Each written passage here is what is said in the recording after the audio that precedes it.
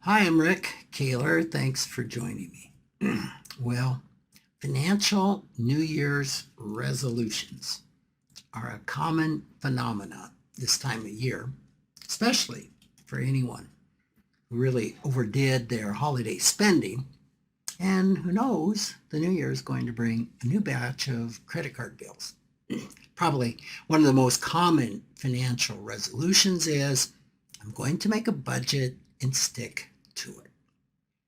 Now, I've not written much on New Year's resolutions over my 30 plus years of writing a personal finance column. You might wonder why.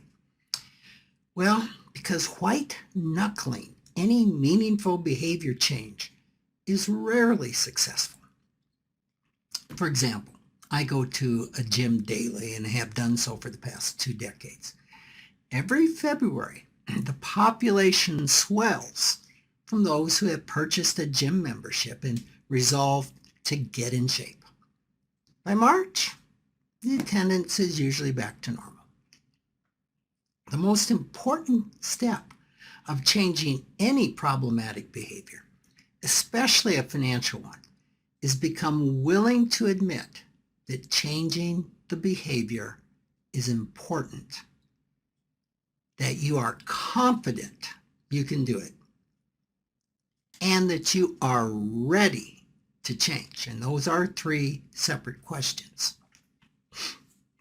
They're going to have three separate answers.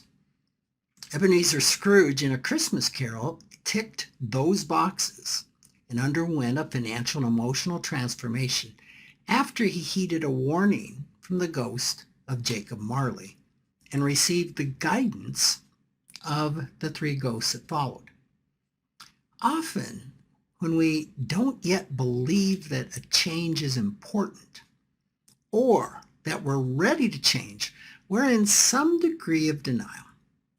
Looking clearly at the situation requires courage to look into the past, revisiting the events of our lives where the unconscious beliefs keeping us stuck were formed. Scrooge resisted this step, and he really tried his best to skip over it. And most all of us do the same. Bringing objectivity and understanding to an entrenched financial delusion is not easy. Many people want to focus instead on obtaining more information on how to save, how to invest, or how to spend wisely. We try to jump into the present and force ourselves to change without visiting the past. Yet what we need the most for a transformation, I would say, is emotional intelligence, which can't be learned academically or developed by oneself. It must be learned emotionally, experientially, and in community. Just as Scrooge found a guide in the Ghost of Christmas Past, people wanting to gain the emotional intelligence needed to change their financial behaviors often requires the support of a guide. It's a journey that's really hard to make alone. Once we've taken that difficult but transformational journey into the past and learn what is behind our inability to make lasting financial changes, we're ready to become present and to see reality with a new clarity. This can be just as terrifying as looking at the past. Once we understand our flawed beliefs and become ready to change, we really need to face the need to reframe those beliefs with accurate cognitive information. This is the place for learning. This is the place for knowledge about budgeting, debt reduction, investments, and other financial skills, is in the present. Once the past has been visited.